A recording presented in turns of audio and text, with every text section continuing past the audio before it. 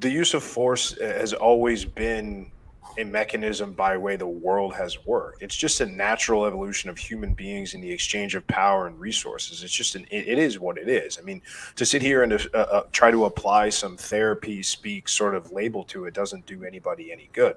I think you guys are kind of stretching the definition a little bit just to kind of. But that's what you were talking about, right? You're talking about the use of force. No. But what the point that I'm trying to get at is that if realistically, if a guy's abusing his wife, I don't understand how you guys are going to sit here and try to argue around that and say that no, that's not toxic masculinity just because whatever, the men are just naturally forceful creatures, therefore it's okay and justified that they do what they do, right?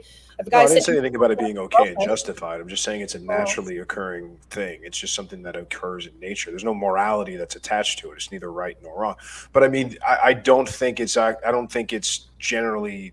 I don't think it's much of an honest statement to sit here and say that a man abusing his wife is toxic masculinity, because that's not how it, at least that's not how it's used as a colloquialism. Like, nobody would sit here and we've got even a Merriam definition of when you see Gillette commercials saying, let's take down toxic masculinity. They're not talking about guys that are hauling off on their wives. They're talking about guys that are, why don't we use that example from that commercial? Because in that Gillette commercial, there was a gal walking down the street, and a guy comes out of the store. She's an attractive woman, and he starts sort of like catcalling her and walking away, and then the other dude grabs him and says, hold on a sec, buddy. That's, implying like that's toxic masculinity, right? Like this is how it's being used today, right? It's being used to shame and ridicule and control men, which is the point that I'm making.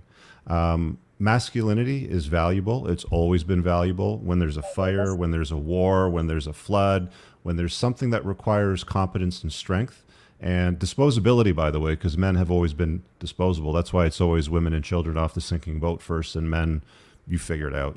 If you can swim, go for it.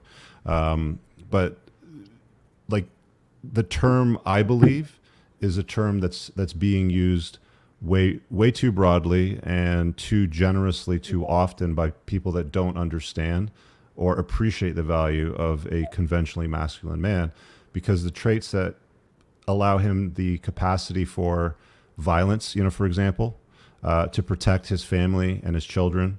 Also, there are some guys out there that'll use it for nefarious reasons as well. It's using your power for evil, right?